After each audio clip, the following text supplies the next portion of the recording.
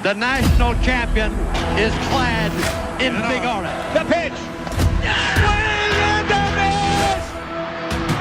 That's the ball game. The national champion is clad in big orange. At Summit and Destiny have met 7 times before.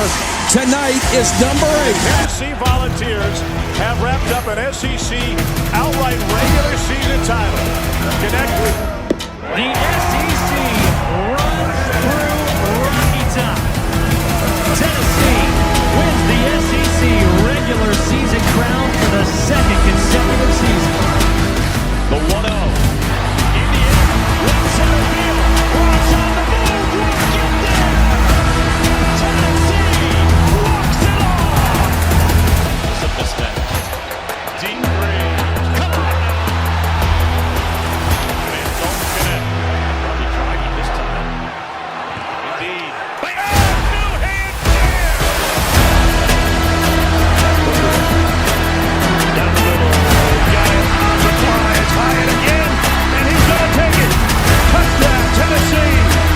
Hey, how much fun is this? Man, Rocky Top, this is college football and it's absolute best. And this is college athletics at its absolute best. It's 8 p.m. It is Thursday, July 3rd, which means it could only mean one thing. It is the Fanatics Show, another episode of, and we got a lot of good things coming. It's another week closer to football season, I can tell you that right now, and it's going to feel like it because we're going to be talking a little bit about it. Michael, my co-host, how are we doing on 4th of July Eve? We're doing fantastic. It is so good to be a Vol right now. So many good things have happened over the last couple of weeks, especially this week, man. On the recruiting trail, it's been fantastic. Hey, hype cooking now. Yeah, we got a uniform reveal that we're going to talk a little bit about later. I mean, got a lot of great things going on. Not yet. We'll see. I thought it was Adidas. Maybe. Okay, no, I'm joking. But no, like you mentioned, though, Tennessee Football 247, you can always count on him to be in here early. He said those new unis are looking fire. Dude, honestly, I'm kind of a fan. I mean, they really haven't missed much. We'll talk about it a little bit later. But yes, let's see. We got new uniforms to talk about. We got position group to talk about. Yeah. What group are we hitting tonight? Tonight we're going to hit that defensive line group. Should Garner. be another stacked group. Rodney Garner always has a good team or a good group right in there. So I expect nothing less from him this year, but we'll get right into all that. Then we get to talk about some schedule predictions. Oh, it's that time of year. It's time to start making predictions, not just talking about it. But when we start with the teams, though, they can't be good, right? Because we start from the bottom up. So if you're another fan of a team and your team gets caught out on the week 1 of predictions, it's not going to be a good season for you guys. It might be. We just ain't predicting it. All right. Yeah, we don't think it's going to be a good season. So. That's exactly right. Misty tunes in and says 10 weeks till football at Neyland. I think she's actually right. It's only 9 weeks, I think, till game 1, but it's not in Neyland. So 10 weeks till football at Neyland, 100%. Sean Carpenter in the chat on Facebook says, always love the Smoky Grays, but can't wait to see the blackout uniforms. Man, I think that's a given, man. That blackout unis will always be number 1. I had an awkward silence like I ain't ready. What are you talking about? Did I have an awkward silence? I'm sorry. I didn't have one. Okay. So. All right. Right on. Well, no. All right. So we got 2 teams predicted. Do you want to go ahead and let the teams announce now, or do we want to do that when it's time? Do we want to kind of like let it be we'll go ahead and say so we're going to do Kentucky and Mississippi State tonight. Kentucky?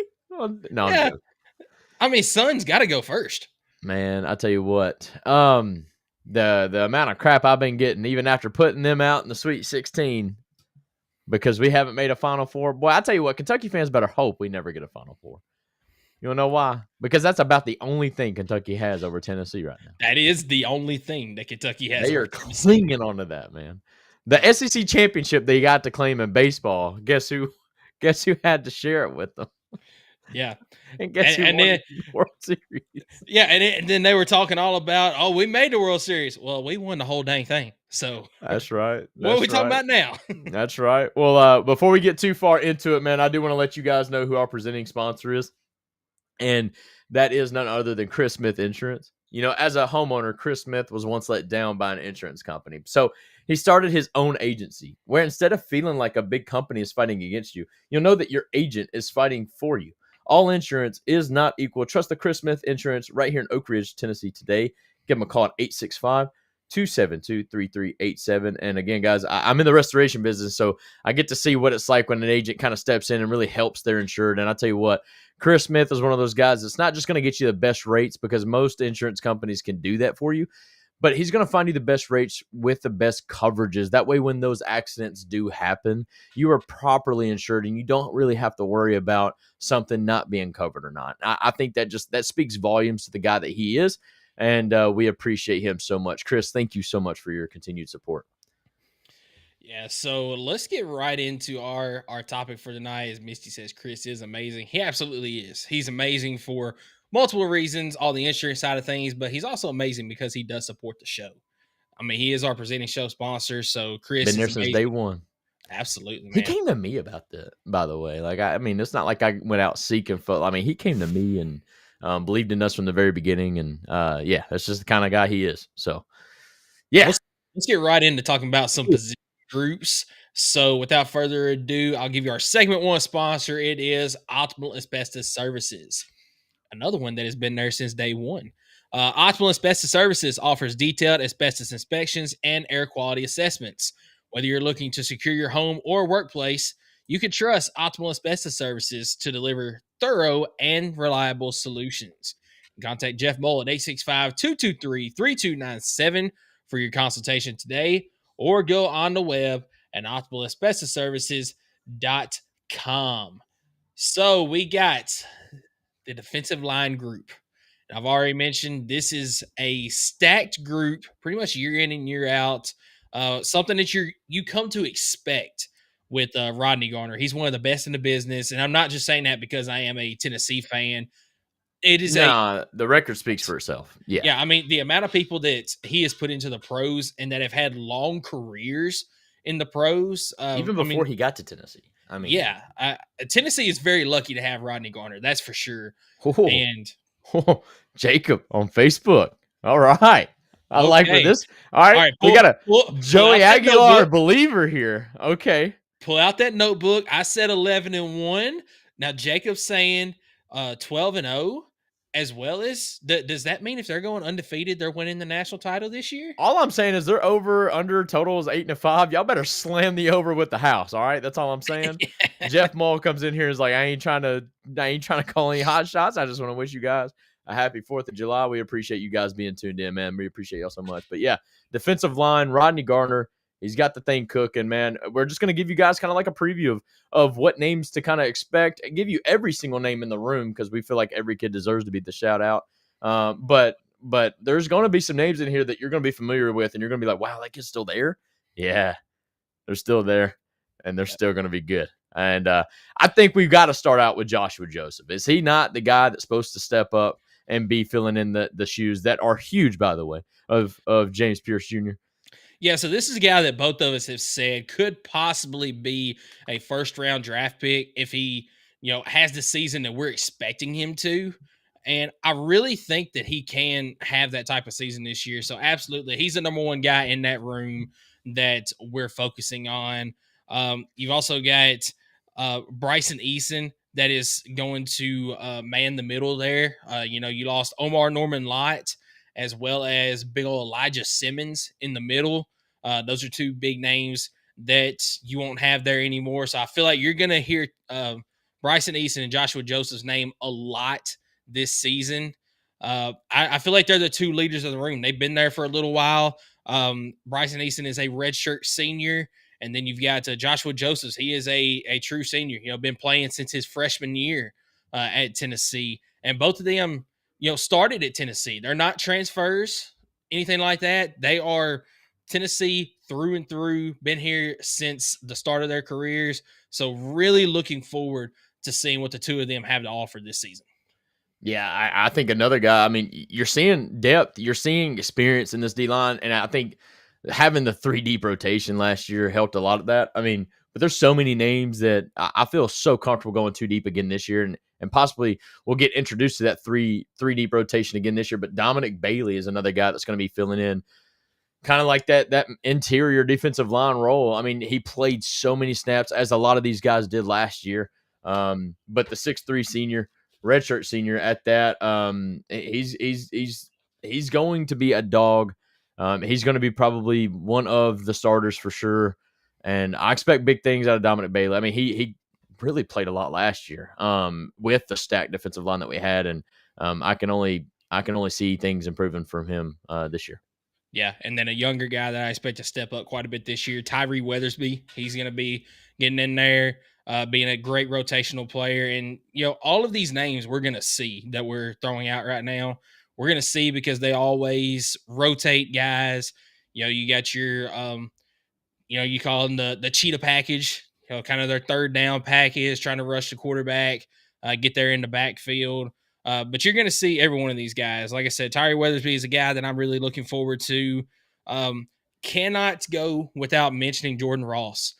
I mean, I feel like another younger guy, sophomore. Yeah. Jordan Ross, he got to see some time last year as a true freshman. I mean, he's a lot of talent. Yeah, a lot of talent there.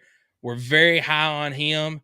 And I feel like that your 2 edge guys this year, starting off, will probably be Joshua Josephs and Jordan Ross. And I feel like we're kind of going to see similar to what we saw with James Pierce last year. You're going to see a lot of people really focusing on Joshua Josephs to start the season, especially.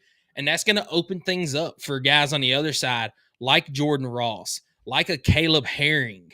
And I know Caleb Herring kind of goes back and forth between D-line and linebacker. He's kind of that hybrid there.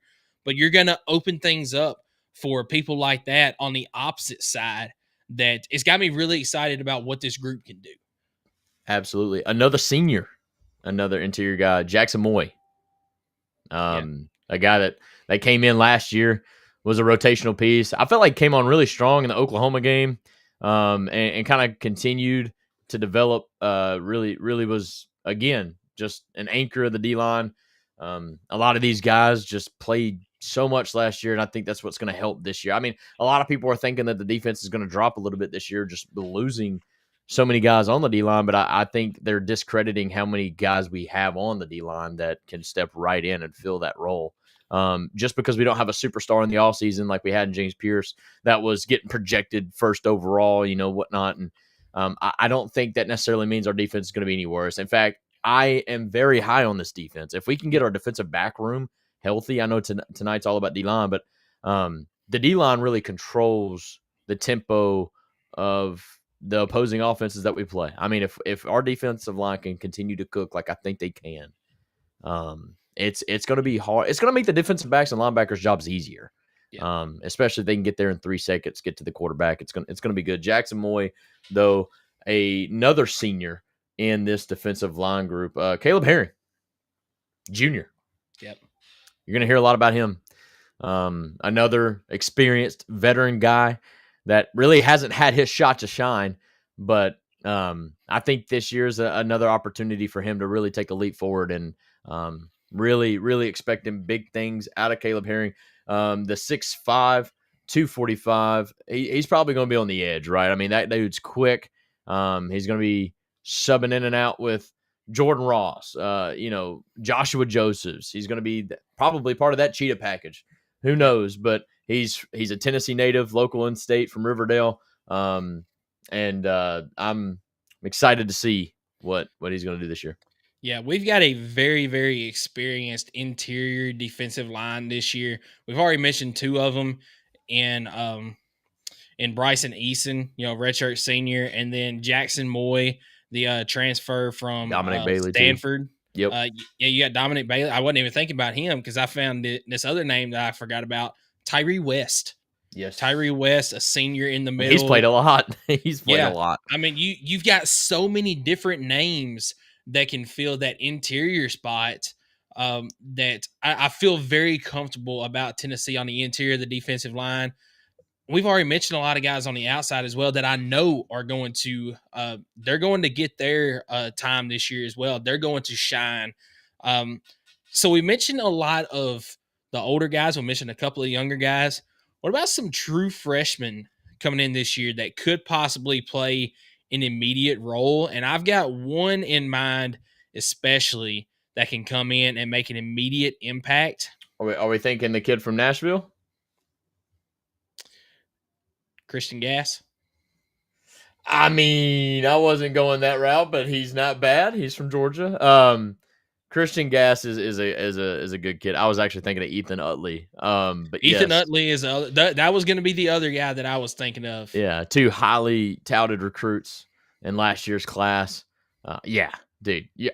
At any rate, I think you're going to at least see them play, especially early on in the year.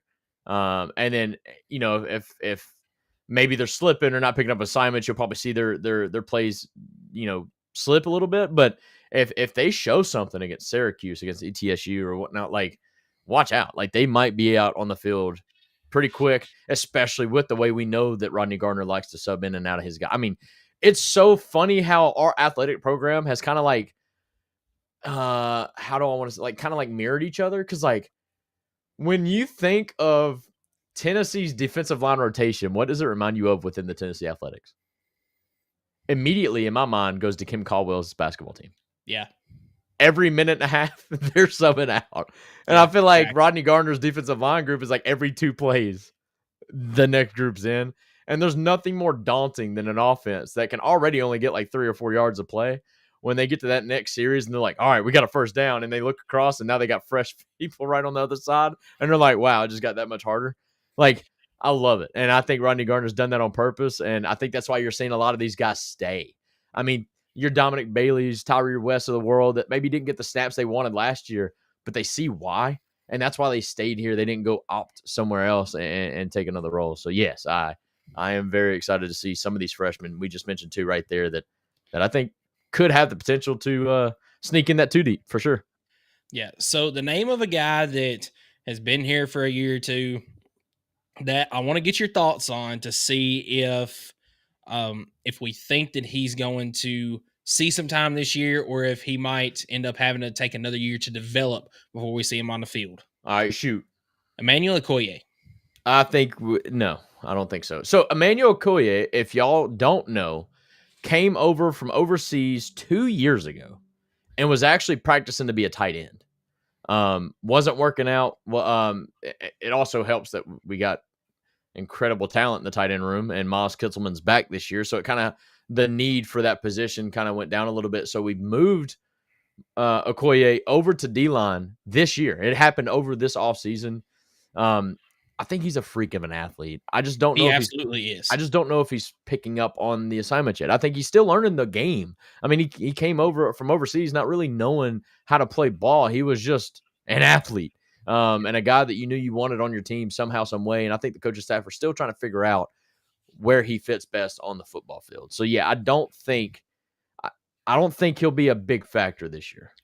Yeah, I'm kind of there with you. I would love to see him in some of these games, like against a UAB, for instance, or a ETSU, somebody like that. I'd love to see what he can do on the field because I completely agree with you. He is a freak of an athlete. I mean, he's 6'5", 243, and he can move. I mean, like you said, he came over as a tight end. And they're moving him now to defensive line, having him learn that position. So he's a fantastic athlete. The question is, will he get to see that time to try to get more comfortable with that position? And I'm with you. I just don't think in meaningful snaps we're going to see that this year, but I would absolutely love in garbage time of a game or against a UAB, somebody like that, see what he can do when he gets into the game. Because I feel like, once he finally gets comfortable and he learns some of the schemes and actually learns the game itself, dude is going to be a fantastic player. I'm not saying he's going to be a first-team All-American or anything like that. No. But because of his athletic ability, he's going to be a fantastic player on the field. And again, the guy's been here a couple of years, but he's still only a redshirt sophomore. So, I mean, it's not like he's got to be on the field this year. He's still got plenty of time to develop. I think I think the next year will be his time to really shine, and then he's got 2 years to do so, right? So, no, I think he needs to continue to learn, and he will. And yeah, I'm excited to what maybe he will bring in the future. Who you got next on the list? Big Orange I think, says, "Go Vols" on YouTube. We appreciate you, Big Dog. Thank you so much for tuning in. yeah, go Vols. We talk I about think, the D line. I think another guy to kind of look out for is a fringe guy to see some time, and it'll probably be more on the interior. Marion Dye, true freshman from Elkhart, Indiana. That's a guy to keep an eye out for. 6'5", 264 freshman. He probably won't see a whole lot of time this year just because of the depth there, but it'll be interesting to see him whenever he gets into some of those other games like we talked about. I mean, you can go down the list here of defensive linemen, and you see, there's some experienced guys with a mix of a lot of, freshmen, sophomores, things like that are highly touted. It's just, will we get to see them this year? And that's something that we don't know just because there's so much depth there, but they also do so many rotations on that defensive line. So you could see each and every one of these guys that we mentioned, how many meaningful snaps are they going to get? We don't know. But There's you still can guarantee that Rodney Garner is going to go 11, 12 deep, just like he normally does each and every year. Oh, 100%. And there's still one big freshman that you didn't touch on. I was kind of waiting on you to. Consensus 4-star recruit last year, true freshman this year, Jaden Lofton. Jaden Lofton's a good one. He's a dog. Now, I don't know if he'll play this year, if he'll redshirt. Dude, if he redshirts, you can bet money that kid's playing next year, like 100%. This kid's a dog. One of the bigger guys, as well as he weighs 253. He is 6'4" out of Somerville High School. That dude, I'm telling you, the freshman D-line class that we got this year, one of the better classes, in my opinion, on the D-line. Yeah, because absolutely. Let's be honest, James Pierce, when he came here, he wasn't a 5-star. I mean, No, he developed into the player that he was. And I'll be honest with you, and I told you this last year, it's crazy because Joshua Josephs and James Pierce Jr. came in the same class. And freshman year, Joshua Josephs had the better year. He did.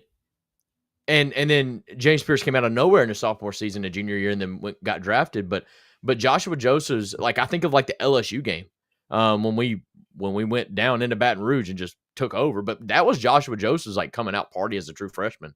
He was a dog in the backfield all the time. And no, I have a lot of belief in not just the room this year, but just the freshman class that we brought in. I mean, you gotta credit Rodney G, Josh Heupel, and Tim Banks for doing the recruiting, and obviously their staff for finding these guys. Because even though they're not raking in top 5 classes like you want to see, they're finding diamonds in the rough, and you're seeing this coaching staff ability to develop.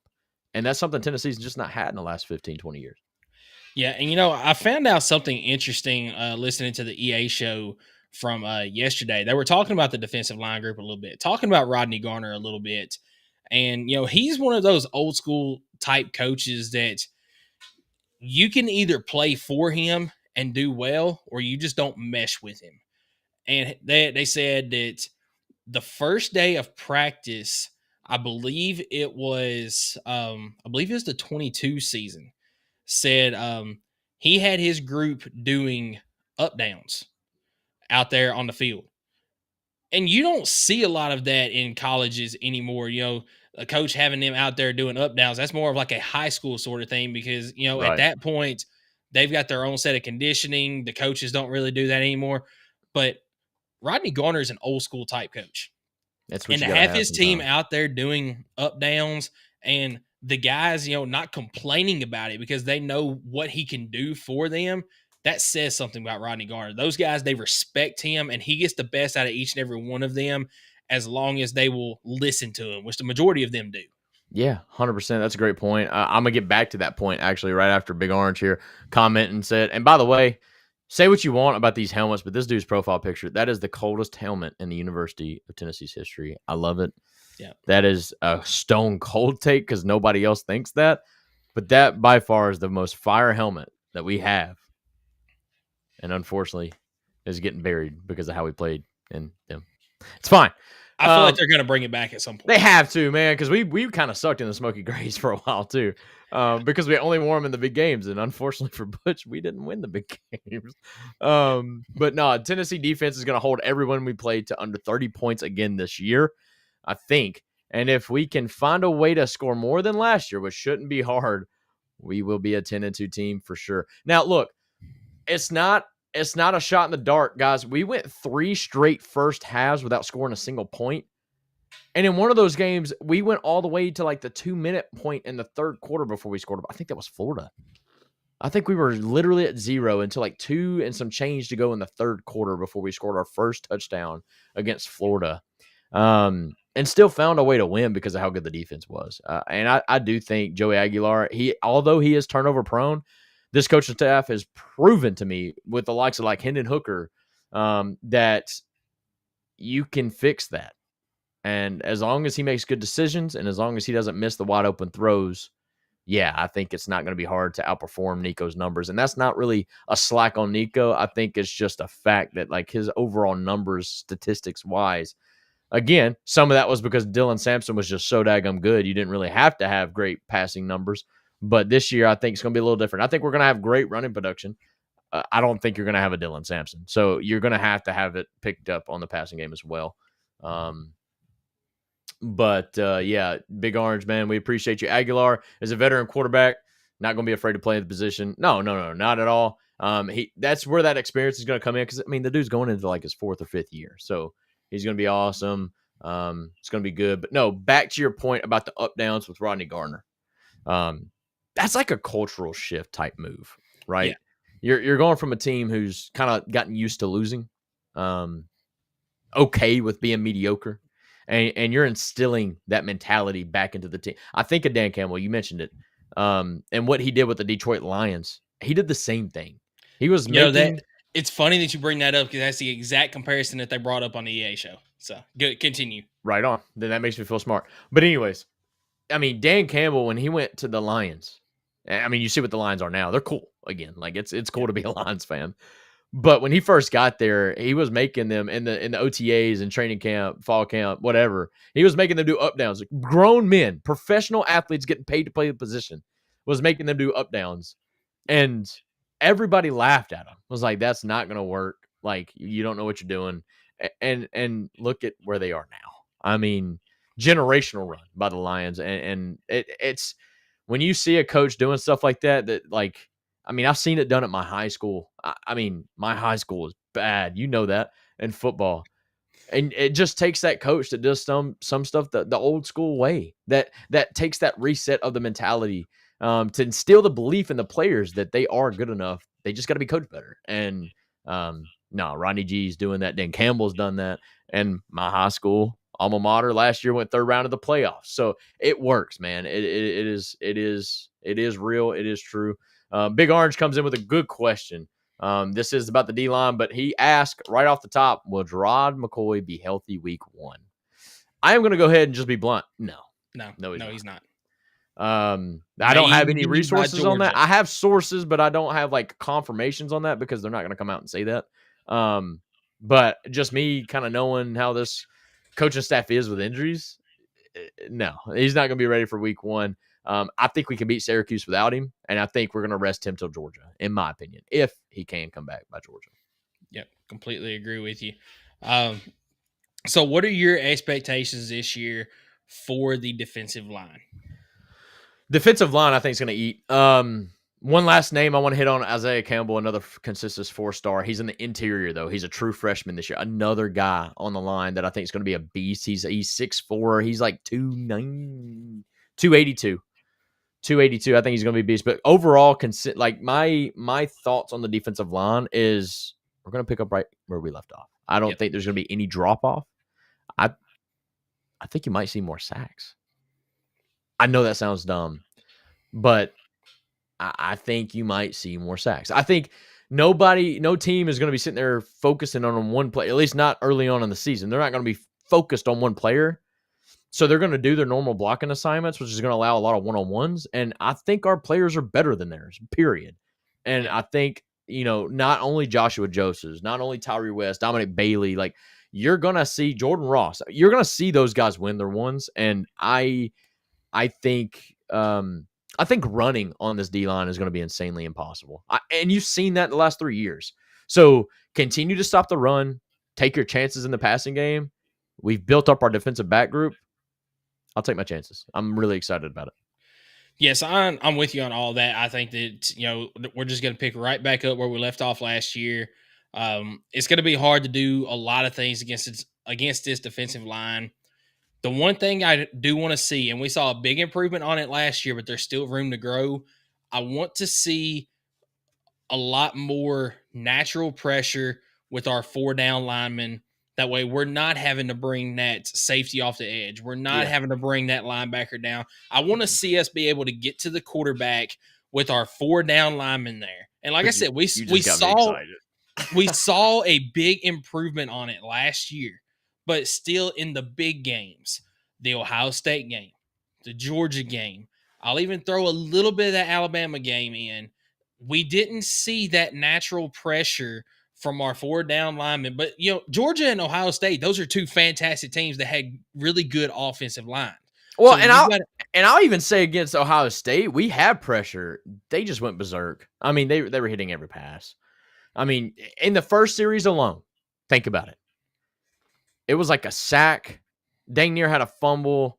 And then, what was it, like a face mask on a 3rd down that would have literally had a 3-and-out to start the game and gave them a fresh set of downs. And then they kind of went crazy after that.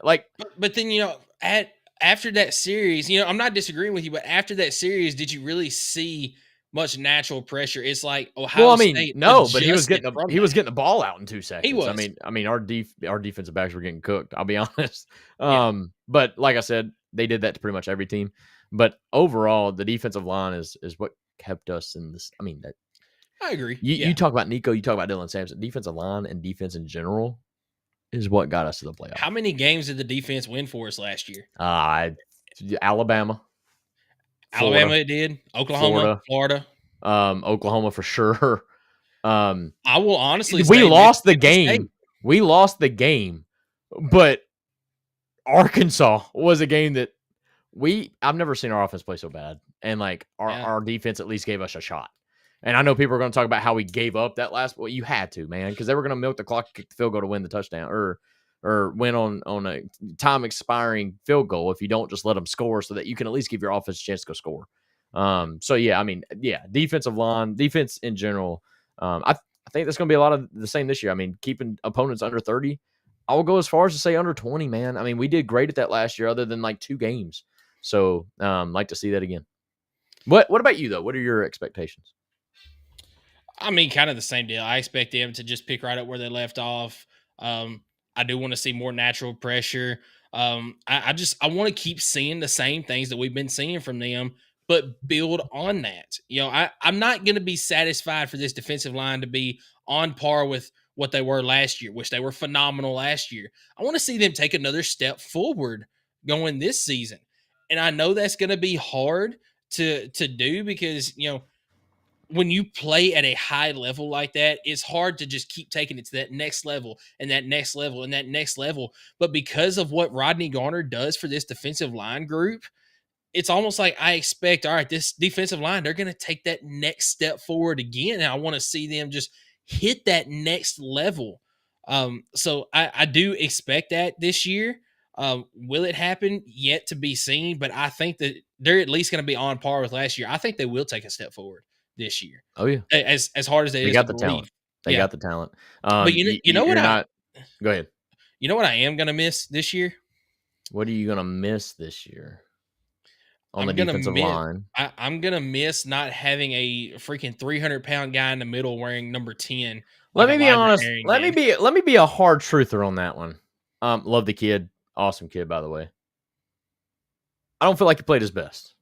I agree, but what I'm getting at though is I love seeing the big guys where the small numbers. Florida had one, right? Number 21. I can't remember his Cox, name. maybe. I can't remember his first name. Yeah, but Dude was just a mammoth. I was like, dude, that's unfair.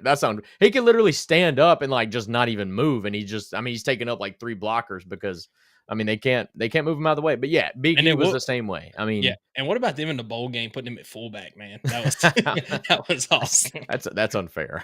That's insane. But yeah, having a guy like that presence is nice.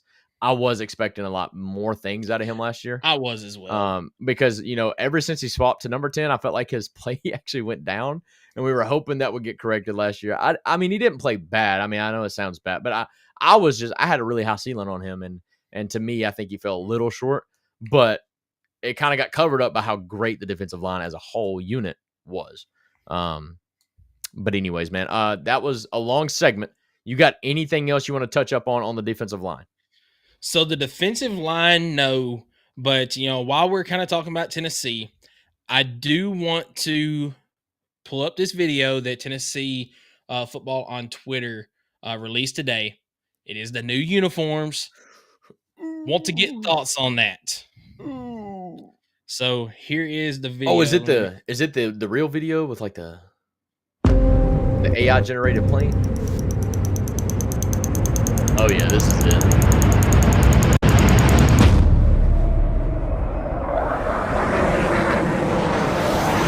Skipping a little bit.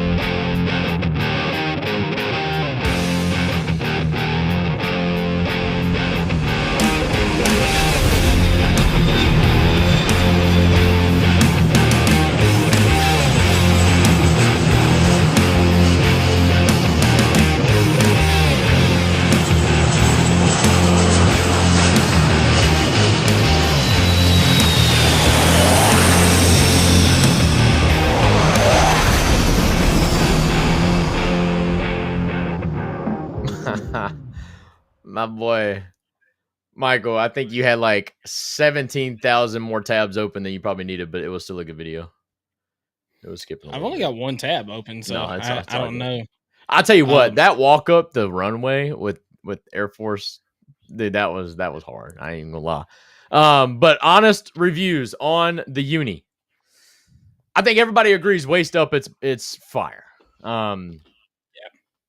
I think people have a hard time. I'm a little bit iffy on the numbers. I don't feel the greatest about them, but I absolutely love the volunteers across the chest. Love the color of the jersey, the stripes on there.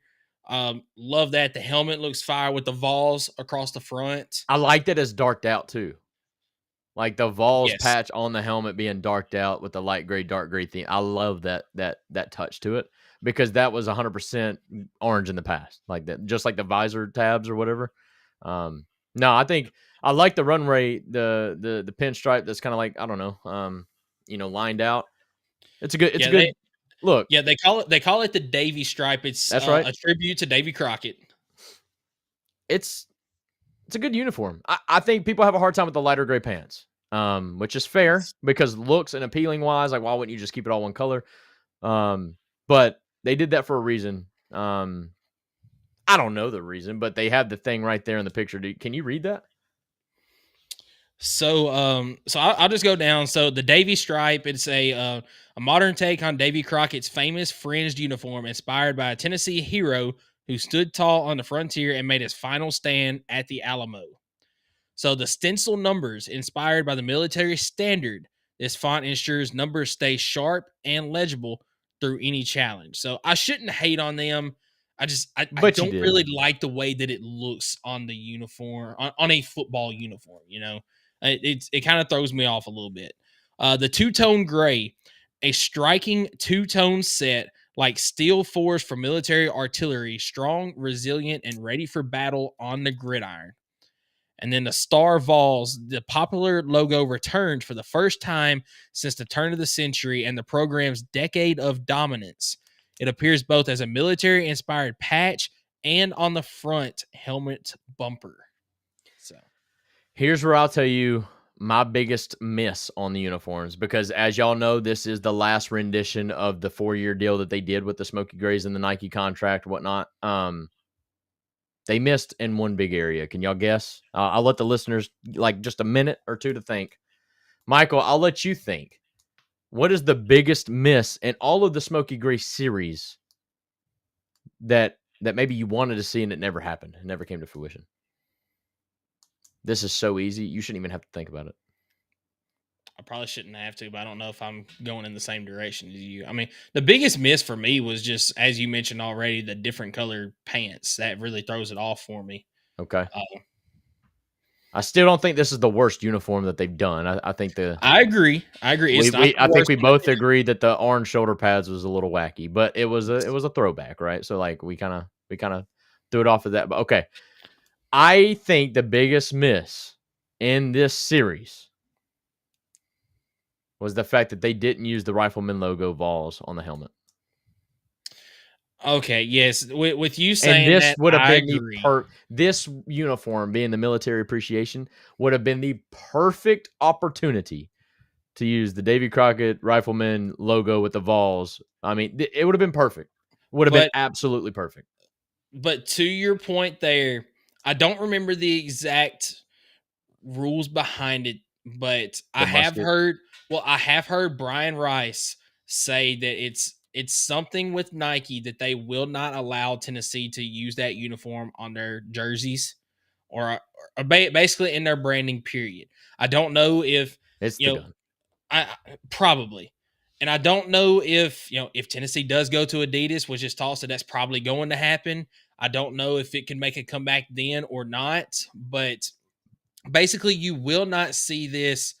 You will not see the Rifleman, especially as a primary logo, but I don't know if you'll see it at all again on a Tennessee uniform or in their branding. I mean, obviously you're going to have people putting out you're going to have people putting out all sorts of different merchandise that does not have to do with the university that'll have the Rifleman. You might even have some university licensed stuff to have the Rifleman, but as far as the branding, especially for the sports teams, you will not see that again, at least as of this moment.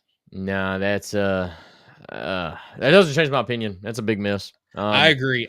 This would have absolutely been the perfect time to do it. Yeah, because I wanted to see like the orange helmets have the white like Rifleman logo on it. Like I thought that would have been awesome, but it's all good. It's fine. That's my only take. Overall, man. I mean, I'm gonna watch them, and they're gonna wear them probably against Syracuse, or it's gonna be an early in the season game. They've been pretty. No, I tell you when they are gonna wear them. I forget the exact game, but it's going to be whichever game is their military appreciation game, which I think. Fair enough. I think might be Oklahoma. They ain't wearing these against Oklahoma. No shot. I think they might. It's all right. So it's either going to be against Oklahoma or it's going to be late in the season against their against New Mexico State. That might be that would probably make more sense than Oklahoma. But they're going to wear the orange against Oklahoma, 100%. Well, all right then. Big Orange comes in, talks about Tony V. I'm not going to go too far into that today in tonight's show because we're way behind. But yes, Tony V he's locked in. I think he took what we said last week about Jay Johnson to heart because Tony V is going crazy right now in the portal, restocking, reloading this team. Kind of did a little bit of a clean out of his own team, which by a committee, though, that had to happen because he had way too many players on roster for the new revenue share rule. And there's now a cap on the roster size. So he had to get rid of some players, but he's picking up very important pieces. We'll touch on that in a later show. But it's about that time, Michael. What team are we starting with on the previews? We're going to start with our son. We're starting with Kentucky. So we're both pretty low on them. All right. Yeah. Well, before we do that, I do want to let you guys know who our segment 2 sponsor is. and that is P&L Business Services. We know firsthand that getting your monthly reporting, invoicing, bill pay, taxes, and other essential business services right is critical. That's why P&L Business Services, we go beyond bookkeeping by providing you with everything you need in your back office so you can have the time back and the peace of mind to do what you love most, which is building your business. Behind every successful business is a great bookkeeper. Guys, if this is something you feel like you need, you started a business a year and a half ago, and you're just like, you're struggling in paperwork, and you do the job well, but you can't handle the stuff behind the scenes, and you feel like you're drowning, PNLBusinessServices.com is where you need to go, and they will take care of you from there to where you can keep focusing on that great customer service that you provide and allow PNL to handle everything on the back end, especially with IRS. We don't like those guys anyways. So, no, PNL, we appreciate your continued support. Great people. Again, right here in Oak Ridge, Tennessee. So let's start with the Kentucky preview. All right, so let's just do a quick glance at the schedule here. Of course, they play Louisville at the end of the year. They get Ole Miss second game of the year.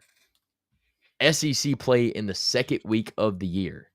To me, that's a little bit of a stunner. And I don't think that's going to be one Kentucky's really happy about, because Ole Miss is going to be gunning for them this year. I mean, didn't they beat Ole Miss last year early in the year? Yeah, that was their only conference win of the season. So Ole Miss is a revenge game written all over that. So that's going to be a tough start to the year. South Carolina, we touched on their quarterback. I think if you just look quarterback to quarterback comparison, I don't even know who Kentucky's quarterback is. Sorry. But I do know when Stoops gets a 5-star quarterback, he turns them into a 1-star. So I can't imagine what he's going to do with whoever he's got right now. Georgia, Texas, Tennessee, Auburn. Dude, look at that middle stretch, dude. Yeah. I would say from South Carolina to Tennessee, that's a pretty tough stretch right there. About as tough a stretch you're going to see. I'll even throw in Auburn. I know that, they hadn't been the best team as of recently. Yeah. I do think that they're trending up some. And honestly, but if you're throwing in Auburn, you got to throw in Florida. Yeah, I was about to say. So from South Carolina to Florida, there is no break. I mean, you get the bye week, I guess, in between Georgia and Texas, but congratulations. I mean, no, this is a rough one. Vanderbilt's a solid team now, and Louisville. I mean, didn't Louisville beat them last year? Yes, Louisville beat them last year. Beat them pretty bad. Yeah, I mean, they're one of the top teams in the ACC. So, who wants to get us started? I mean, it's the first one of the year. You want me to go first on this, or would you like to take the reins? You can go first on this one if you want to. I was looking for Kentucky's quarterback. They got the transfer from Penn State. We mentioned him last week, I believe, when we talked about SEC quarterbacks, but I cannot find him off the top of my head. I actually got Kentucky's roster pulled up, so I will say they've got some decent talent. If you remember Kendrick Law from last year, they actually transferred from Alabama. If they can get the ball to him, that's a big weapon that they've got. You get Seth McGowan at running back, transfer from started off in New Mexico State and then came from Oklahoma. So I mean, they've got some decent talent. I just don't know how much they're going to be able to put it together this season. But yeah, if you want to go ahead and go first on that. Yeah, I will. Sean Carpenter comes in here. He says, man, I give Kentucky 3 wins at most just looking at this schedule. Man, it is brutal. We're going to go through it, though, game by game. I'm going to have to – I don't know if the TikTok blocks out, but I got to pull up a picture here just for a second, and we're gonna go by game. So they start with – all right, so Zach Calzada. That's the quarterback that transferred from Penn State. Okay. They start with Kent State? Yes. Why did my schedule say Toledo? Okay, it is Toledo. I apologize. No, you're good. I don't know where that's the only thing, I think, because, I mean, Ole Miss, then Eastern Kentucky, South Carolina. Yeah. No, that's good. It's Toledo instead of Kent State. Ignore Kent State. It's Toledo. But good news is for the Wildcats, I still have that as a dub to start the year. But it is Toledo. And then Ole Miss, I kind of gave it away. I just don't see them beating Ole Miss a second year in a row when it's a revenge game. Eastern Kentucky, yes, we'll give them the win there. So I actually messed up twice. It's Eastern Michigan. That a boy. Yeah. I did this right before I left work, by the way. It's fine, So. big dog. It's fine. It's fine. Lock in, though. That's all I'm going to say. Yeah, exactly. South Carolina. At South Carolina. Guys, I just, as long as Lenore Sellers is healthy,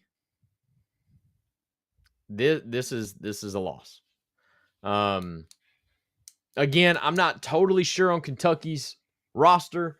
Who they, you mentioned Calzada. I just don't think it's enough. They've got serious offensive line issues. Their defense is not good. They're going host to Georgia. Now, I do think Kentucky's going to play Georgia good. They seem to play Georgia good every year, except they still lose every year. And they're going to. I mean, that's not a surprise. Texas is no different. Tennessee is also no different, honestly. Like, they just can't beat Tennessee no matter how bad we are. And then at Auburn, this one is a bit interesting because I don't know if Auburn's going to dramatically exceed expectations this year or stay the same. But I do believe in their quarterback, and thus I'm going to give them the – oh, no. I'm going to give them the loss here. Let me take that off. I'm giving Auburn the win here over Kentucky. Overall, I think I like Hugh Freeze over Mark Stoops. Hugh Freeze had a really bad problem with Peyton Thorne. I think there were some promises there, kind of like Joe Milton and Josh Heupel year one at Tennessee, where Josh Heupel had some promises for Joe Milton that unfortunately just couldn't come to fruition. And I think Joe Milton understood that after Hendon Hooker took over the job.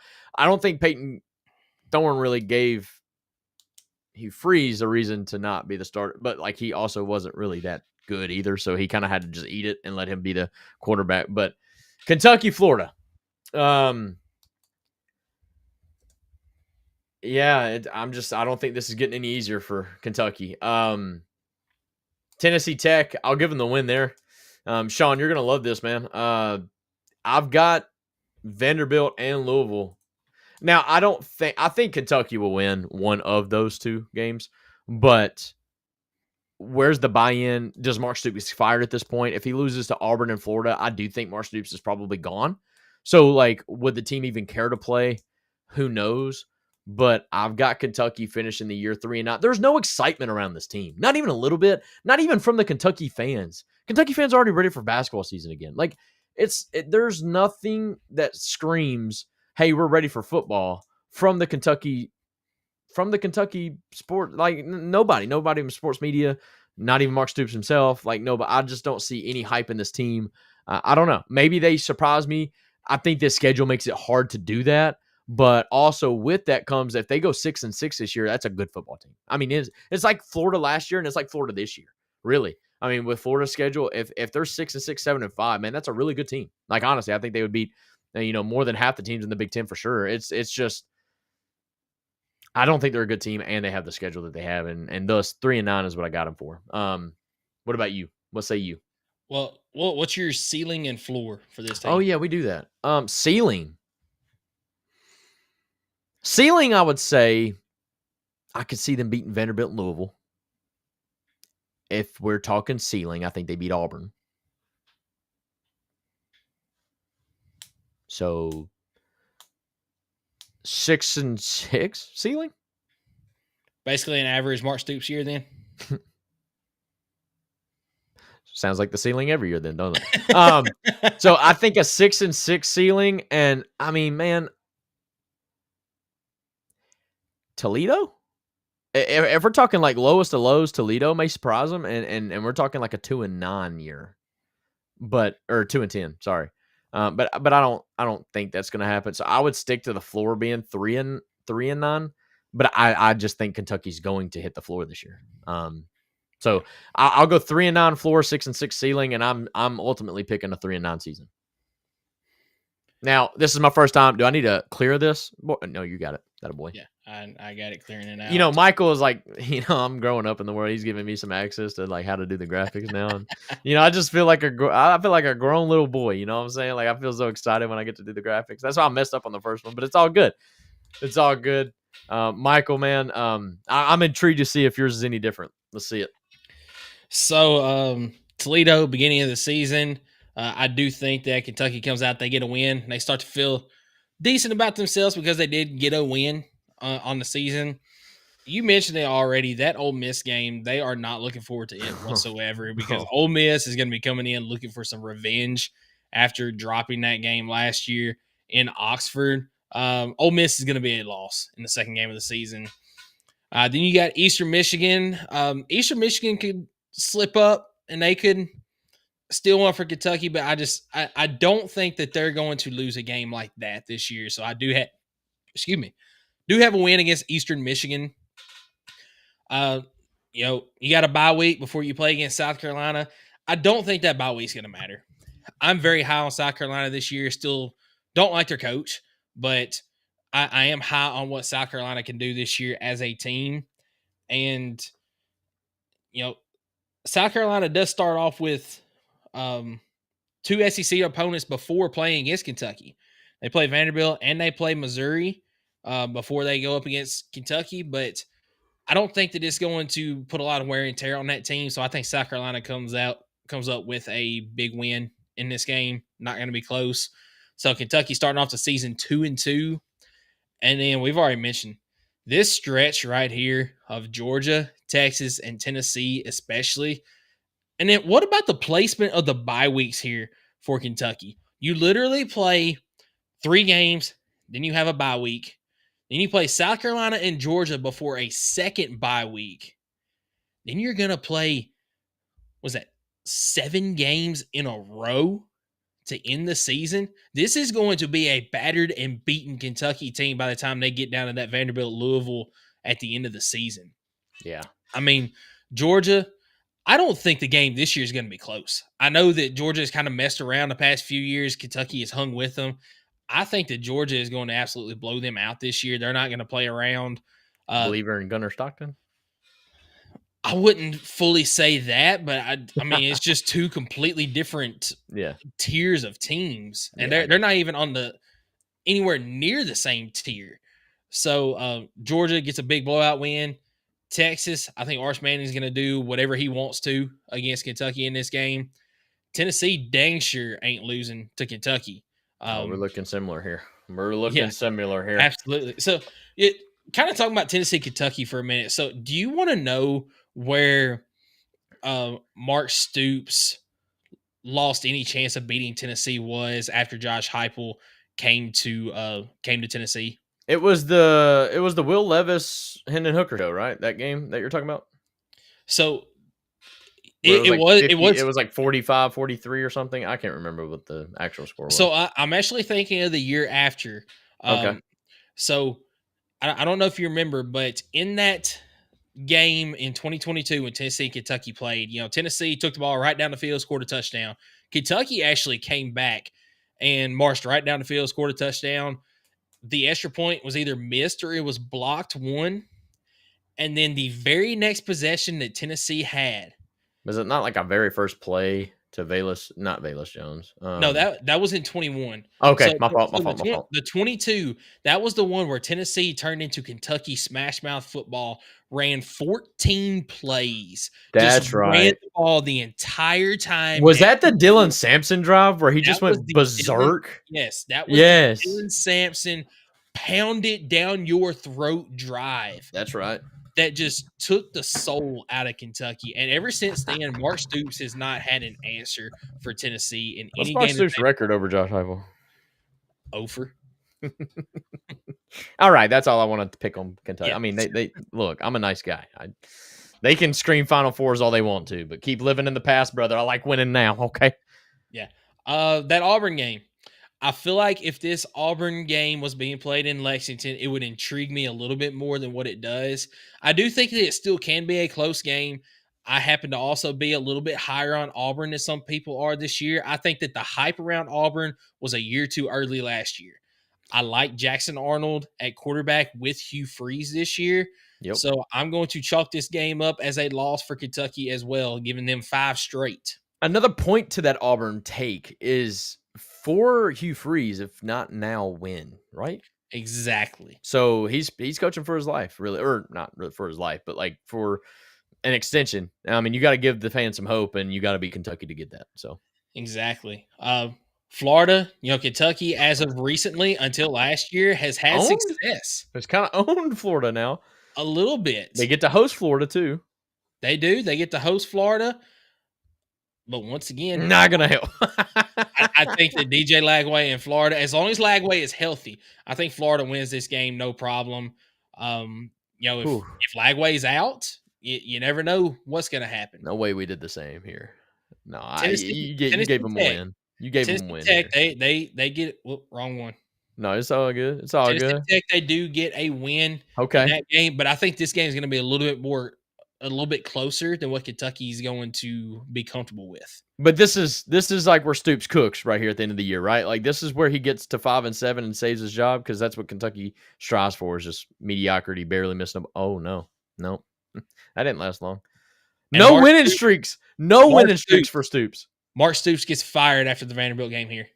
You think he lasts that long, brother? I think he will. I think if he loses to Auburn and Florida, he especially if he dude. I mean, how do we do it? Okay, with that logic, interim head coach, do they play their heart out against Louisville? I think they'll play their heart out, and I think because of it being a rivalry game, that they will give Louisville a little something. But they still lost. I mean, is it It's Jeff Brom? Is it Jeff Brom that's at Louisville? I don't know. I think it is. I think Jeff Brom is at Louisville. He's got Louisville trending in the right direction. I mean, last year, and I believe the year before that, they were, on the outside looking into the playoffs a couple of different times, especially the year before. Yes. I think Jeff Brown. Yeah, they were on the outside looking in of the playoffs for quite some time. And then, lost a couple of games that they shouldn't. So I think that Louisville's going to win that game, but Kentucky, after Mark Stoops gets fired again after the Vanderbilt game, I think that they can play very hard, play for the interim head coach, play for themselves a little bit, but ultimately the game being at Louisville as well, it's not going to help things. And I didn't mention, but that Vanderbilt game is going to be tough anyway because that's just an absolutely insane environment that you get whenever you go to First Bank Stadium as well. I mean, huge home field advantage, Oh yeah. I'm just I'm intrigued. Zach Calzada is definitely the quarterback there. I mean, I don't know. They still got some good players on defense, specifically the defensive line. Was it DJ Waller? That he was kind of a dog. They've got wide receivers. Don't get me wrong. They had is Key and whatnot still there, or are they done moved on? It was Key and Brown, right? Like the tandem wide receivers they had. So I believe Brown is gone. Key is still there, if I'm not mistaken. I thought I saw his name earlier. Okay. I mean, if they can find something with those guys, man. I mean, they're not. Again, 3-9 with some close losses is not as bad as most 3-9 seasons are. But at the end of the day, when you got a schedule this tough, man, I mean, sheesh. Yeah, it's gonna be hard to find them wins. You better get them early. Yeah, exactly. So as far as ceiling and floor, I'm with you as well. I don't think they do any worse than 3-9. I think that they are at their ceiling or at their floor for 3-9. Now, as far as their ceiling goes, I will say this. I kind of very loosely put Mark Stoops and Brent Venables in kind of the same category there as far as both of them try to manage the entire team as far as offense and defense, where they need to just focus on their defense because both of them are defensive-minded head coaches. They're good at that. I mean, Kentucky year in and year out normally has a pretty stout defense overall. They just don't have a good offense most of the time. If Stoops can focus on the defense and can let his offensive coordinator do his job, I think you could see Kentucky pull a couple of games out this year. I'm looking at that Auburn game, for instance. I'm looking at that Florida game. I'm looking at that Vanderbilt game as well. I might, very, very small chance, but might throw that Louisville game in there. So you're looking at, you beat Auburn, that leaves you at 4 wins. Florida, that's 5 wins. Vanderbilt, you're looking at 6-6. And like I said, a very small chance. I'll throw in that Louisville one because it is a rivalry game.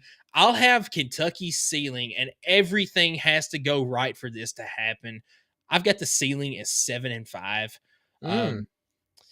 Like I said, that's everything has to go right. But that 4-week stretch of 3 games against Georgia on the road, Texas, and Tennessee is absolutely brutal. And I think that by the time you get to the Florida game, especially when you get down to that Vanderbilt game, this Kentucky team is going to be battered. They're going to be broken. They're going to be exhausted because of that gauntlet that they have faced. I mean, I've already mentioned the bye weeks. They're not in an ideal spot for Kentucky. You get your first one after the first 3 weeks of the season, and 2 of those teams that you play are not very good. One of them's an FCS team. The other one is a very low FBS team in the group of 5. You do play an SEC opponent there. But then you play 2 more SEC opponents and have your second bye week, to which after that you play 7 games in a row with no bye week. What's crazy is I think their easiest SEC opponent this year could be Auburn. It could be. Could be Auburn. Probably. It is like a 3-way tie, in my opinion, between Auburn, Vanderbilt, Florida. I mean, maybe it's a 2-way tie between Auburn and Vanderbilt because I think Florida's a decent team. I do too. So I mean, that's I don't know. That's a rough one. Kentucky fans, don't let us down. Clip this up. Let us go viral because we're hating on Kentucky right now. It's not really hating. There's no excitement from this team, man. I don't know.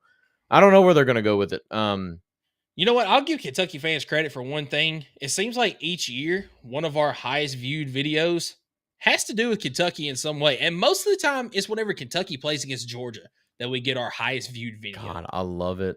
Last year, especially because we hit it on. I mean, we nailed Kentucky last year. Like as far as prediction went, as far as you go through the comment section of like the preview prediction video, and it's just like y'all don't know what y'all are talking about, yada yada. And then you like go to the end of the season and go back to that video, and it's like maybe we didn't know what we were talking about, but man, we got lucky. Like that's crazy. Like I don't know, but Kentucky fans, I mean, shoot fire, comment, let us know where we're wrong. I mean, do y'all seriously think y'all got a chance to go 7-5, 8-4 this year? I don't see it. I mean, obviously, if you're choosing to go that route, you're banking on beating Tennessee, and that's like us banking on beating Florida. And I'm gonna go ahead and tell you right now, I've got Florida as a loss on Tennessee's record. So I'm not even myself is that delusional to try to say that we're gonna go to the swamp for the first time in 21 years, pull out a win.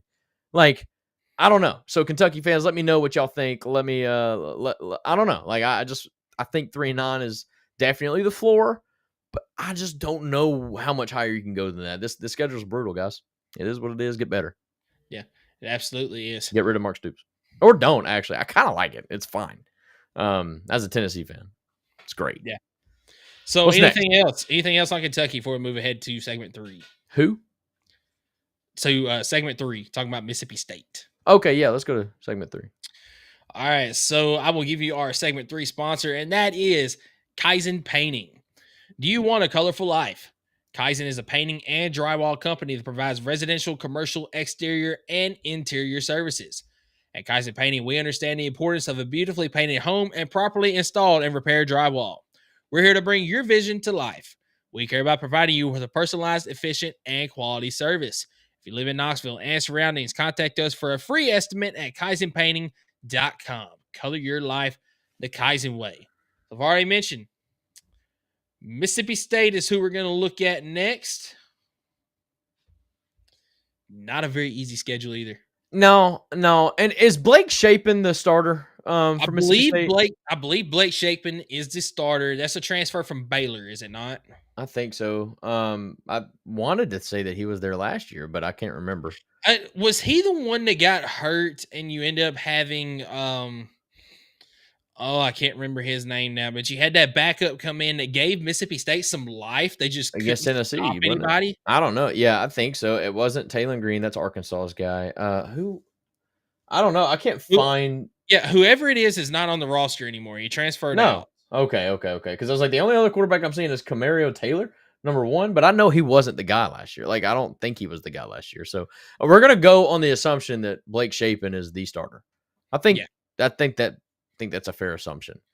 Yeah, I believe he's going to be the starter, and not a bad quarterback. No, he had a decent season. If anything, he before gives he you got hurt. stability in the room, right? So Yeah. But like you mentioned, again, not so easy of a schedule. Looks very similar, honestly, to Kentucky's.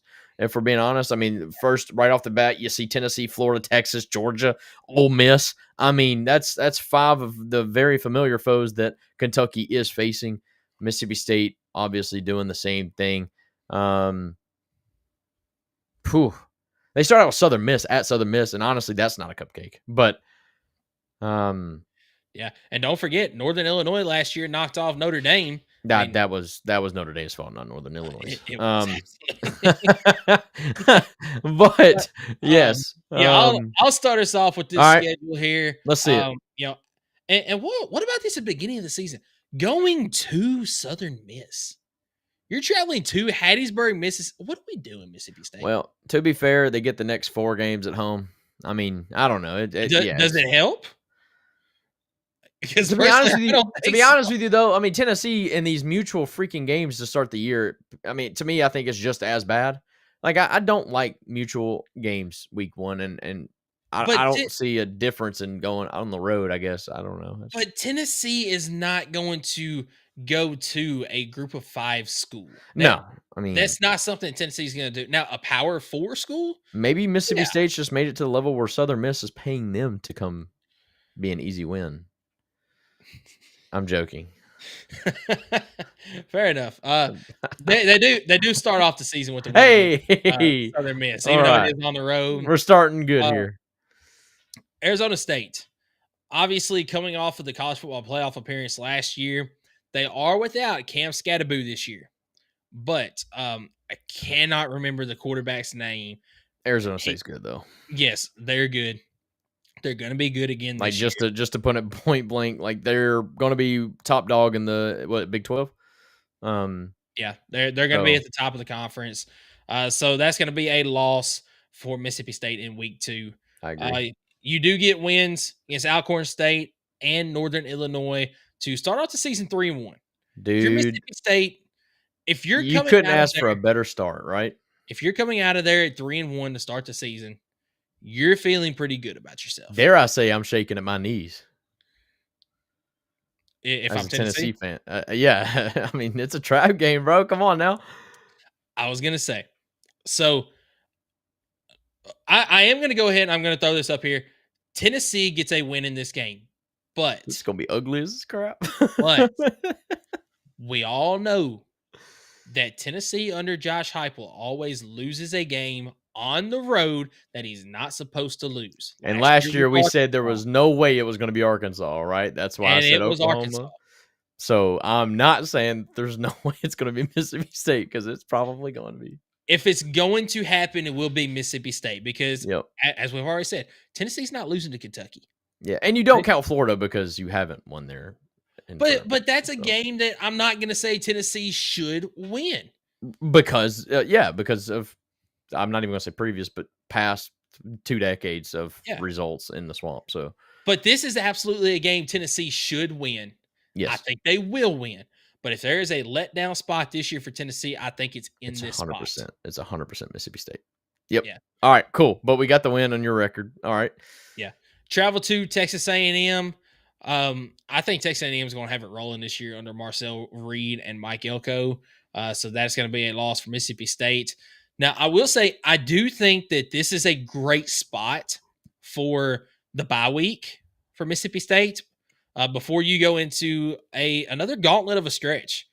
I mean, you get Tennessee and Texas A&M before the bye week, but then you got on the road against Florida, at home against Texas, at Arkansas, and at home against Georgia. That's a gauntlet, man.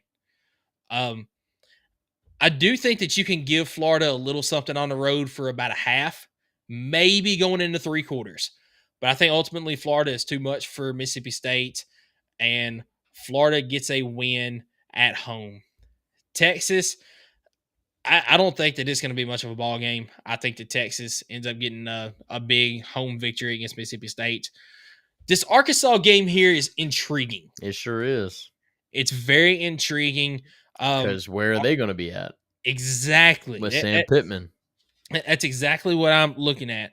So, and Arkansas does not have the easiest stretch before they play against Mississippi State. Their stretch, October 4th, they have a bye week before they play against Tennessee on the road.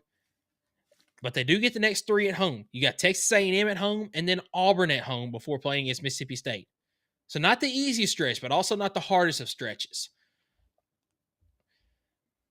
I am going to go ahead and I'm going to give Arkansas a win there because I think that Sam Pittman, Taylon Green, that group right there, they're a little bit more put together than Mississippi State is at this point in the season. I also feel like as good as Jeff Lebby is as an offensive head coach, they've just got too much to work on defense at this point in time. Until you can prove to me that you can stop somebody on defense, I'm not going to give you some of these wins that I think you could pull out if you had a defense.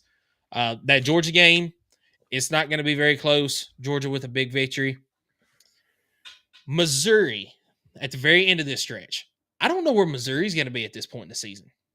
I don't even know who their quarterback is. But I do think that Eli Drinkwitz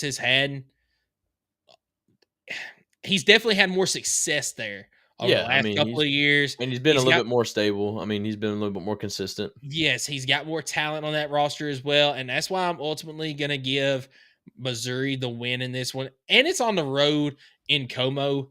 And especially the later that you get into November, it's hard to win in Como because it gets cold there.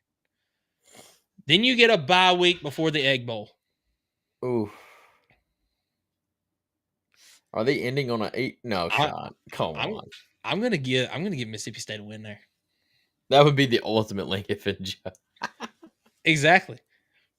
Now, I haven't taken a deep dive into Ole Miss's schedule yet because we will get there eventually. But does Lane Kiffin not always have a letdown spot somewhere? Last year was Kentucky. Is this your shot in the dark? This is my shot in the dark. Like my Florida to Florida State was last year. Yeah.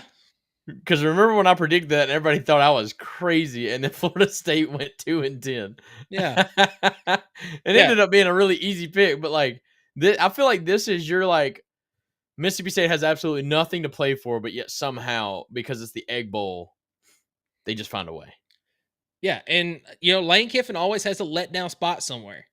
And last year, you could actually say that Ole Miss had 2 letdown spots last year. Yeah, Kentucky. You definitely had the Kentucky one. Then you had Florida at the end of the year. Florida. Whenever Jackson Dart threw. Wasn't even a night game. And they lost to Florida.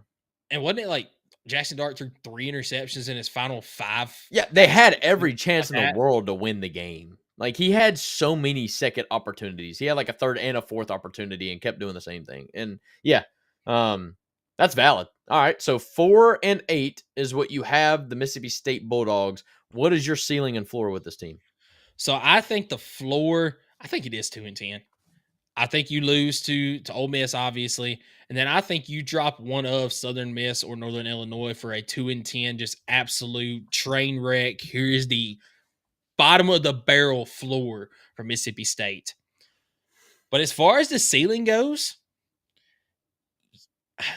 you could shock Arizona State in week 2. I think Arizona State is a fantastic team, but could they still be figuring some things out in week 2? We saw Arizona State last year against Mississippi State. They didn't play all that good, but they figured some things out later down the road. Could this be that spot that Mississippi State catches them and gets a win? So I think that they could possibly start off 4-0 on the season. I've already mentioned this is the trap game spot for Tennessee. I could put Mississippi State as starting off the season at 5-0 at the absolute best case scenario. I do think they'd lose to Texas A&M. Regardless, Florida, I'm gonna say a loss there. You never know coming off a bye week, but I'm gonna still say a loss there. Texas is a loss. I can see them picking up a win against Arkansas and against Missouri. So when you add that up, you got 5, 6. I'm gonna say 7-5 for them as well. Is the ceiling for this team, and you've got to consider. I would consider 5-7 an absolute success for Jeff Lebby when you consider what they've got on the schedule, as well as what he's had to do while being there at Mississippi State, having to rebuild after the unfortunate loss of Mike Leach, and then the just stupid in-house hire of the defensive coordinator. Yeah, I can't even remember his name now. But I think that if you go 5-7 this year at Mississippi State, that is a success. 7-5, you would be ecstatic with. That's what I've got my ceiling as for Mississippi State. Jeff Lebby, the same kind of coaching style as Josh Heupel. Can he scrap together a 6-6 season? That would be something to watch for. If he has any sort of defense that can stop anybody, I think that they can sneak up and they can beat a couple of teams on this schedule. But that's the thing. Do they have any sort of defense that can stop anybody? That was the problem against Florida. They were able to, put up points against Florida last year. They just couldn't stop Florida. Yeah, right on. Well, all right, wipe the board. Here we go. One at a time. Yeah, I do wish there was an easier way. No, you're good. You're good. It ain't a big deal. Let's see. I'm gonna go kind of the exact same as you to start the game. I mean, Southern Miss I do have as a win. Arizona State I have as a loss. I think that's pretty self-explanatory. Arizona State coming off a playoff run. They're going to be solid again this year. Alcorn State and Northern Illinois, I'm going to give them the benefit of the doubt just to give them a 3-1 start going into or hosting Knoxville, going into the Tennessee game. I do think they dropped that one. I hope they dropped that one. And then they get to go to Kyle Field, Texas A&M. Man, it looks a lot like yours, and I'm so sorry, but like I just don't see another way. I mean, it is loss here. It's a loss, Florida. It's a win against I'm joking. It is definitely a loss against Texas. Boy, would that shake up something if they lost or if they beat Texas. Arkansas, again, you hit it. Very intriguing game. I'm giving Arkansas the benefit of the doubt, but I could absolutely see them. Beating Arkansas, especially if Sam Pittman doesn't work out. But for the sake of my prediction, I'm giving them a loss. I'm giving them a loss to Georgia as well. And here's where mine gets a little different. I've actually got them beating Missouri, and that's a true, like, that's not me just trying to switch it up. I have them losing to Ole Miss to end the year, but I don't know. Missouri to have what they had last year and underachieved. Yeah, and they lost a lot on the D line. They lost their quarterback. They lost their best wide receiver. You could clearly tell they couldn't replace the running back. I think they just lost their best kicker too, the thicker kicker. I just don't know where Missouri goes and if they underperform again. And I think Mississippi State, a lot like for a Tennessee fan, for Missouri, Mississippi State is going to be a trap game for them, and I could see them falling into it. So I do have Mississippi State going 4-8 on the year.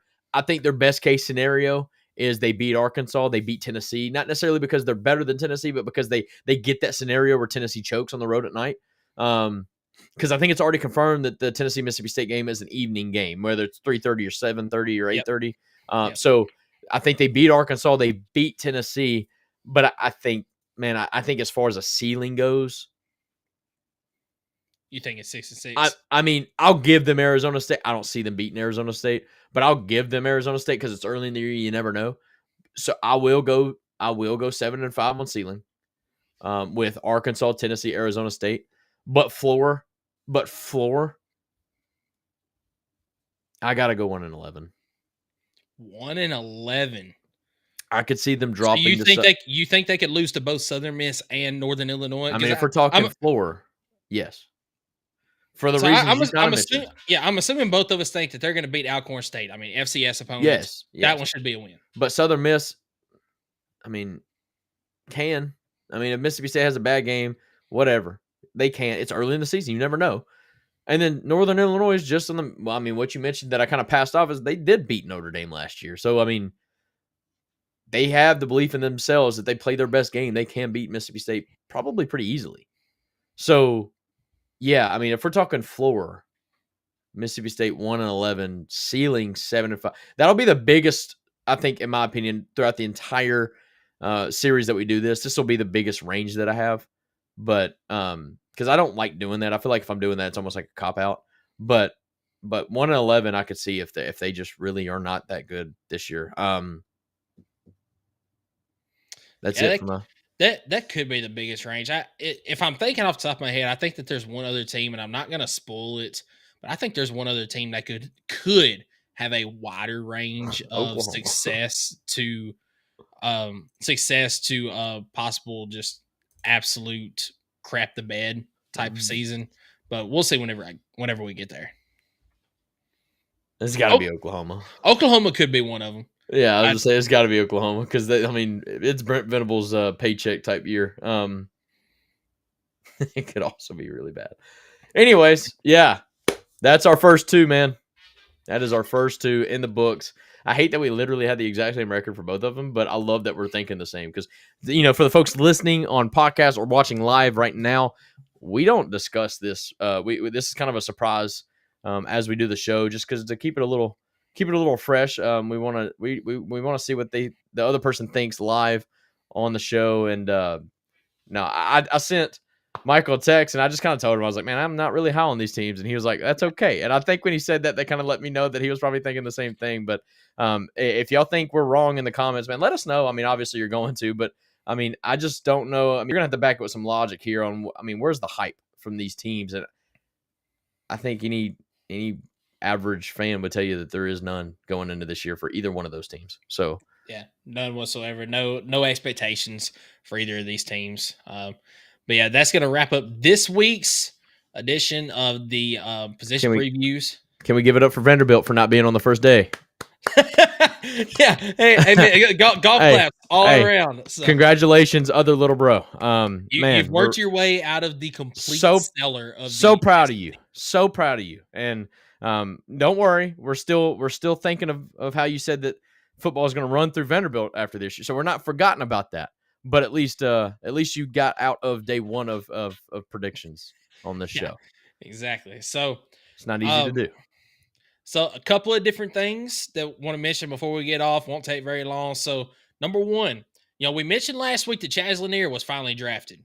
We got off the live before Tennessee's second member of the team this past year went off the board. One that shocked everybody. At least it shocked me. The last second three, brother. Jemai Meshack. From half court. Yeah. Jemai Meshack, Mr. Irrelevant himself, gets picked with the very last pick of the NBA draft, staying in the state of Tennessee, going to the Memphis Grizzlies. What about Jemai's story, man? I mean, came from California.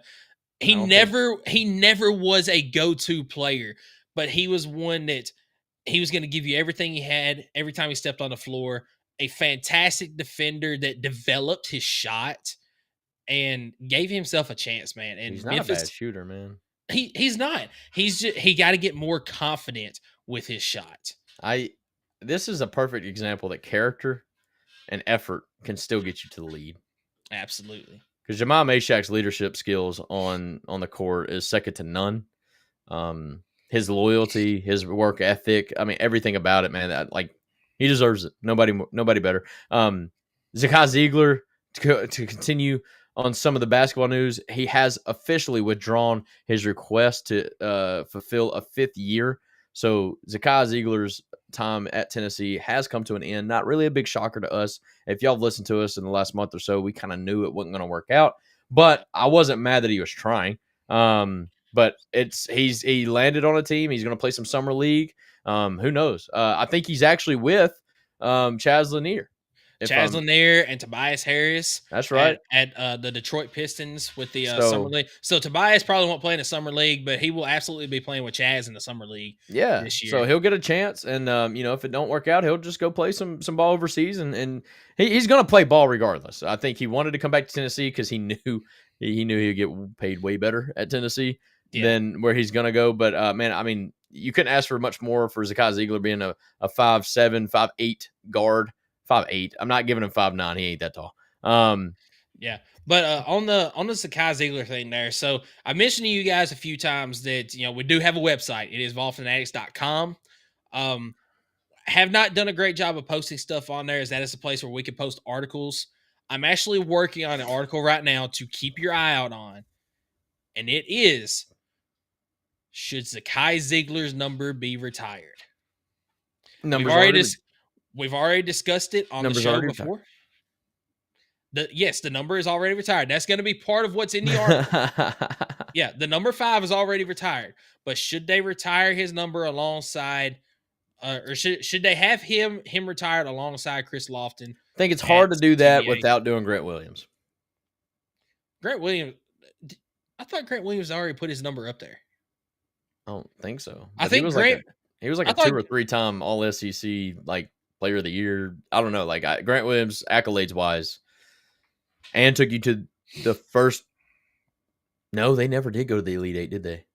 No, not with him. Still gave you great seasons. I don't think Grant Williams' number's been retired. It might not have yet. Now it will be retired. I mean, it might be, but that's what I'm saying. You can't retire, in my opinion, you can't retire ZZs without doing Grant Williams. Yeah. I mean, if it hasn't been retired yet, then it will be before it's all said and done, because he is a 2-time SEC Player of the Year. Or dog. But whatever. That's just. All right. So, no, it has not been retired, but I guarantee that it will be retired. Grant Williams will. Dalton Connects will be retired, I think, based on what he does in the league, because that kid's going to absolutely ball out in the next 10 years. Just FYI. But speaking of jersey retirements, Vol for Life, Candace Parker had her jersey retired for the Los Angeles Sparks. Best to ever do it. Yes. Best to ever do it. And not just what she did on the court, but look at what she's doing off the court now. After I hate professional the news. Basketball. Yeah. But the most latest news that I heard, that she actually backed the support of adding the WNBA to Nashville, along with several other folks, and they actually denied it, which is unfortunate. But yeah, and I'm pretty sure she was going to be a part owner as well, because if y'all remember, we talked about it for very briefly when the news first came out that it was possible. What was it going to be called? The Tennessee Summit in honor of Pat Summit was going to be the name of the team. I can't remember the exact details of it, but I know that it was a real thing because the WNBA was looking to expand, and they did expand, but not to Nashville, which is unfortunate. But that's okay. We'll continue to put in the bids, and it'll be all right. Eventually, they will. They will have to put one either in Memphis or in Nashville. Now, I only say Memphis because that's where the Memphis Grizzlies are, and it seems like that's what the WNBA is trying to get back to, is having their WNBA franchises in the same cities as the actual NBA franchise. So I threw Memphis in there, but I think that Nashville would be the absolute ideal location for a WNBA team. Yeah, 100%, 100%. Any other news, miscellaneous? Just throwing out Christian Moore, what he's doing in the pros. He did get hurt last night, though. Not sure how serious it is. Dove for a against the Braves. Dove for a ground ball. Kind of landed with his wrist tucked underneath him. So not sure exactly how bad that injury is, but he's been tearing it up out there in Los Angeles in his first few games. So recruiting class, if you are not paying attention, Josh Heupel has landed about 5 this week. Burner. I think we're still right outside the top 10 right now on 3 and 24/7 Sports. But landing the recruits that we wanted to land. Tristan Keys is not completely out of it, the 5-star wide receiver that's committed to LSU right now, but I am not expecting him to commit to Tennessee. So don't get your hopes up on that one. But there are other fish in the fryer. We are still on commitment watch for several different players. So that's right. Keep an eye out on that. And before we close, Skylar, we've got a special guest joining next week. This is exciting. Do you want to tell us who's going to be joining us next week? I sure will. For the folks that stayed here and listened throughout the boring part right there, I'm about to rock your world because we've got an awesome guest coming on. He's one of the realest dudes I've ever met. But Michael, can you work on pulling up the play real quick? I can try to find that. We are bringing in a guest next week that played in the Butch era. Back in 2016 through I think 2017, 2018. Defensive back, y'all will know him. I will briefly describe just one of the plays that I think you might just remember. Let's take you back 2016 Texas A&M at Kyle Field, and Texas A&M breaks away a run at the end of the game to really was about to go up by 2 touchdowns to put the game away, and the defensive back punched the ball out of the back of the end zone at the very last second to force a touchback in which we actually took the ball down the field, scored, and forced overtime. Yes, you heard that right. We got none other than Malik Foreman joining the show next week for our first segment. So 8 o'clock sharp. Y'all be tuned in. We've got a VFL on the show. I mean, nobody better. He's one of the realest dudes. We went and had lunch several times already. He's awesome. He's you would never know it, honestly. Like if you met him out in public, he's real. He's nice. He just carries himself the right way, and I'm really excited to have him on here for a segment just to kind of talk ball, a little bit about his time at Tennessee, his high school days where he did the exact same thing. I mean, Malik Foreman was a sucker for getting the ball late in the game to really seal the game or bring his team back into the game. And yeah, y'all check this out right here. Yeah, hopefully it's not too choppy. It might be, but that's okay. I mean, game's over. All he has to do is go down and the game's over. And number 1-3 right there. Boom. It's going to be a touchback. Yes, he called it immediately. They knew exactly what happened. Number 5 couldn't believe it. Malik Foreman forced it. Ruling on the field is the ball was fumbled forward, out of bounds to the back of the end zone. That is a touchback. First down, Tennessee. What a tremendous play from behind. The touchback, and not only do they get the ball back, remember. So yes, number 1-3 Malik Foreman will be joining the show next week. Y'all be sure to tune in. Y'all share the show. We're gonna have it clipped up. It's gonna be a good time, and you know, I'm really excited to see kind of his thoughts on his time at Tennessee. Look, guys, say what you want. Even in the Josh Heupel era, I mean, he was on one of the most stacked rosters Tennessee's ever had. Now, obviously, they underperformed. That's unfortunate, but talent's talent, and he had all the talent around him. I mean, I think Josh Dobbs, 4th, 5th year, it felt like. You had Jawan Jennings, and you didn't know it at the time, but that kid's killing it in the NFL right now. You have Alvin Kamara. Had Jalen Hurd when he was still a dog, right? I mean, he was one of the leading rushers before Alvin Kamara kind of entered the scene. He had everybody on the offensive side. He had everybody on the defensive side. You know, Ty Kelly Jr. I don't know. I could go on for days. I mean, defensive lineman, Derek Barnett. I mean, just talent loaded on both sides of the ball. So I just can't wait to pick his brain. If y'all have questions that y'all would like to ask Malik, please send those in over the week so we can add those. We'll kind of have like a mailbag sesh, and we'll go from there.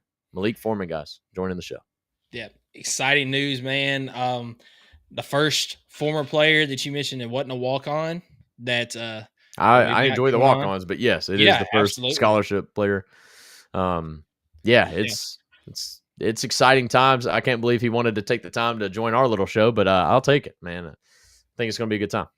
Yep, I agree with you. So anything else before we close out this week's show? Yeah, we haven't even touched on it. Happy 4th of July. Absolutely. Be safe out there. We don't want anybody turning into Terry out there having to, quickly get his wheelchair out of the way. I will quote EA. Guys, next week when y'all tune into the show, make sure you have just as many fingers as you have tonight. All right? Y'all have a good night. Absolutely. Happy 4th, guys. Go Big Orange. Let's get it.